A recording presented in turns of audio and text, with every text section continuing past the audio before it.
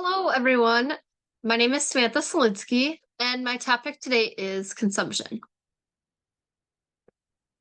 So, the topics covered today are what is consumption, why are problems involving consumption happening, and what are the consequences of consumption? So, to begin with, what is consumption? There are various aspects that can be looked at and included in the topic of consumption. Some of these include overconsumption of resources, resource depletion, resource use inequality, waste issues, and many others.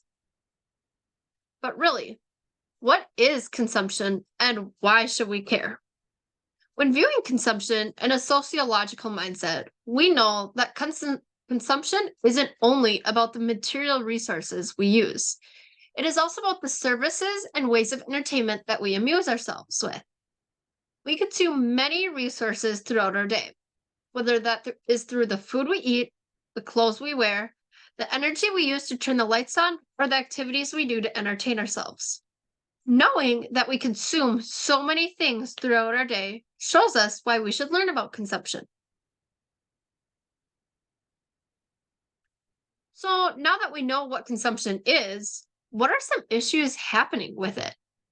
Well, again, because we consume so many things all day long, we can assume that eventually we will run out of some of our resources, causing resource depletion. We can also assume that sometimes we will overuse some of our resources, and this creates overconsumption. There are other issues like resource use inequality, which focuses on not equally sharing resources, as well as running into the issue of having too much waste filling up our landfills.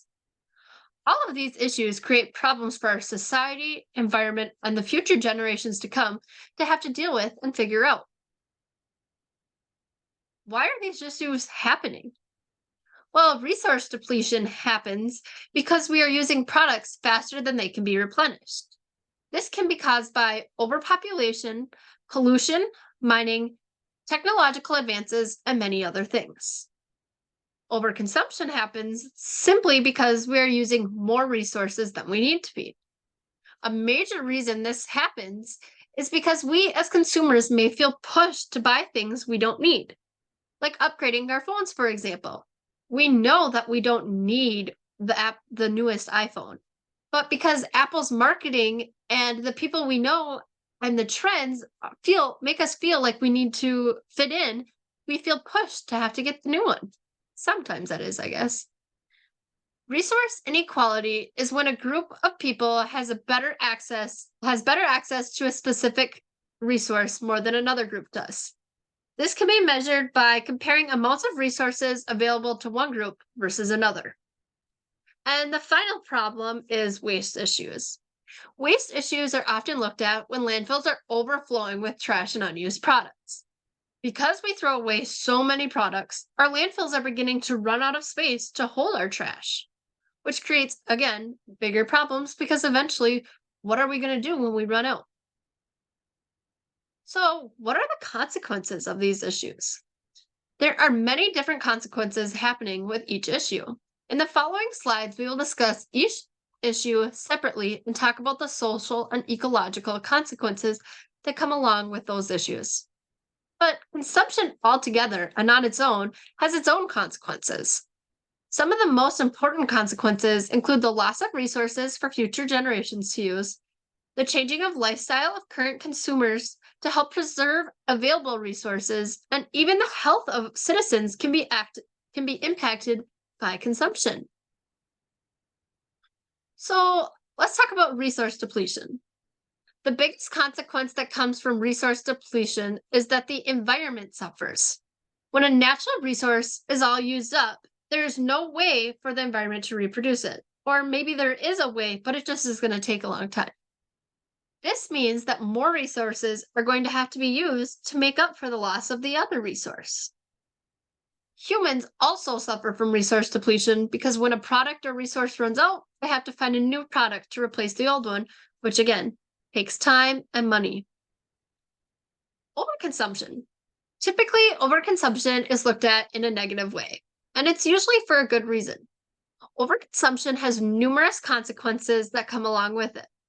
One of the major consequences are that people don't think about and truly value the resources and products they use because they think they have an unlimited supply, which will eventually cause more problems in the future. Another consequence is that overconsumption worsens climate breakdown and increases air pollution, which is detrimental to our physical and mental health. Resource use inequality. The consequences of resource use inequality are pretty straightforward and easy to understand. If one person or a group of people have better access to a resource than others, the group that doesn't have access is going to suffer and have to find resources to use instead. This creates a problem for the environment because, yet again, more products are being used and there will be less resources available in the future. And the final problem, waste issues. Waste issues are a big problem that have ongoing effects and consequences. One of the biggest consequences is that eventually the landfills will be overflowing and people may have to give up some of their land to be used as a landfill. Waste management impacts humans and the environment in similar ways.